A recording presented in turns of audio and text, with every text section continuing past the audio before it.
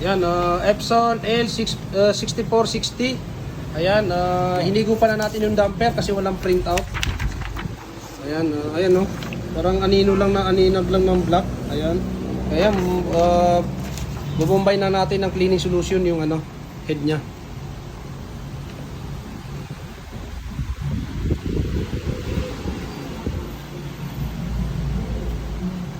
Swabe-swabe lang mga ka-JJR.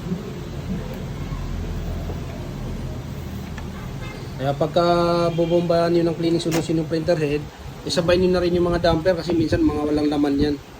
Ayan, kaya ito kasi matalagang matakaw sa clog o bara kasi pigment ink to. Ayan, gamit ng may-ari, pigment ink. Ayan, ayan, naka-pigment ink siya. Kaya kailangan kung ang printer nyo ay pigment ink, wag niyo pong masyadong tatagalan na ititingga. Kailangan lagi po kayo magpo-print yan once a week. Tapos mag-cleaning, head cleaning kayo pagka may konting ano. Yan, antayin natin yung resulta.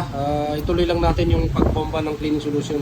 Tingnan natin siyang halimbawa, linisin, bombay ng cleaning solution. Kaya ito, tingnan natin yung resulta. Nag-nozzle check tayo.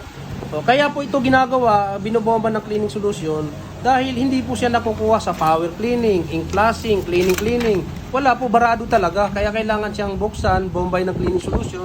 Ayan, kita niyo naman, napakaganda ng printout. Kaya yung ganun lang po mga ka-JJR. Maraming salamat. Huwag niyo pong kalimutan i-like o share yung video. Yan, model.